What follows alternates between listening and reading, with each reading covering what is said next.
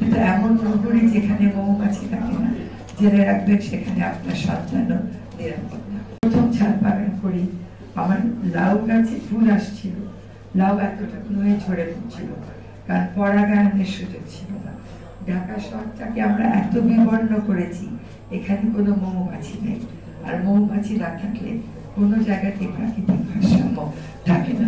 আপনারা যারা আজকে পুরস্কার পেয়েছেন, আমার বাসায় লাউ গাছে 21টা সর্বোচ্চ লাউ হয়েছে, এর বেশি আর আমি তবে এটা ঠিক, বেগুন আমাকে কিনে খেতে হয় নাই, কাঁচা মরিচও কিনে খেতে হয় নাই, ধনে পাতা হয়তো 1-2 মাস নিজেই গাড়ি পরে আমার কিনতে হয়।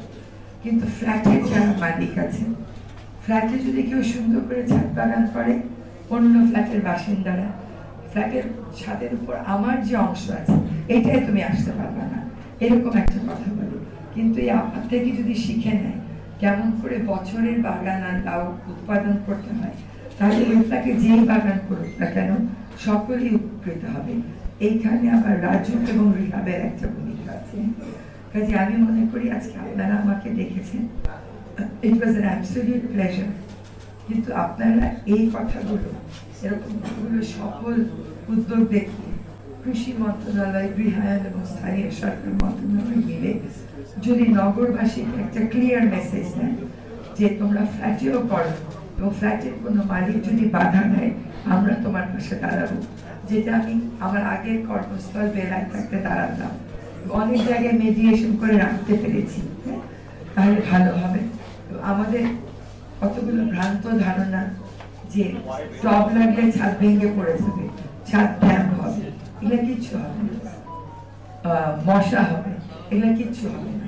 এগুলো আপনার প্রপার মেইনটেনেন্সের মাধ্যমে সবকিছু এড্রেস করা সম্ভব।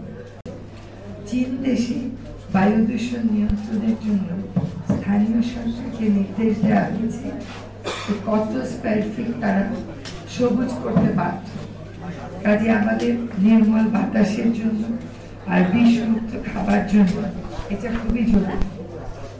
আমি আসলে ঘোষণা দিতে পারবো না, তার কারণ হচ্ছে আপনারা তো আমাকে পরিবেশবাদী হিসাবে চেনেন, সব পরিবেশের সমস্যায় আমাকে ফোন করেন, রাত 2:30টার সময় ফোন আসে, আপা মেঘনা নদীর পশ্চিম পারে বালু। আমি বলি ভাই বালু তো আমার বিষয় না, এটা ভূমি মন্ত্রণালয়ের বিষয়। তারপরে আমাকে ফোনটা করে, কারণ আমাকেই তারা সবসময় বলতো এই ঘোষণাটা আসতে হবে স্থানীয় সরকার থেকে। শুধু ঘোষণা, স্থানীয় সরকার আমি বিশ্বাস করি নেতৃত্ব নেই, নিজেই আসলে ঢাকা শহরের সবগুলো ছাদকে বাগানে পরিণত করার জন্য প্রণোদনা এবং কর্মসূচিও দেবে। ওখানে আপনারা এখন তরুণ একজন নেতৃত্ব পেয়েছেন। এবং ঢাকা শহরের ধুলা, বায়ু দূষণ আমি আগেও বলেছি, এখনো বলছি, 1 বছরে আপনি কিছু করতে পারবেন না, কেউ পারেনি। কিন্তু মানুষের দুর্ভোগটা তো কমিয়ে রাখা যায়। দুর্ভোগ কমানোর একটা বড় উপায় হচ্ছে ধুলা দূষণ কমানো। এইসব আইল্যান্ড গুলো একটা গাছ 2 হাত করে আরেকটা গাছ, পুরো মাটিগুলো যদি ঢেকে দেওয়া যায় ধুলার প্রকোপটা আমরা কমাতে পারবো। সেখানেও কিন্তু আমি দেখি সবুজায়নটা অনেক বেশি জরুরি এবং সেই কাজটা আপনারা দেখবেন এই বর্ষ থেকে আমরা শুরু করবো।